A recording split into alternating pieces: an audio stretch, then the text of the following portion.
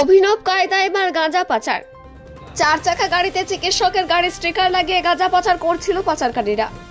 গোপন সূত্রে খবর পৌঁছায় বুদবুদ থানার পুলিশের কাছে। বুদবুদের ম্যানকোর ক্যানেল পাড়ার কাছে ধূসর রঙের ওই 4 চাকার গাড়িটিকে আটকে দেয় পুলিশ।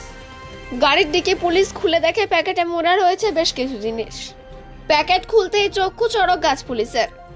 এক হাত কেজি নয়, প্রায় 31 কেজি 500 গ্রাম গাঁজা উদ্ধার করে পুলিশ।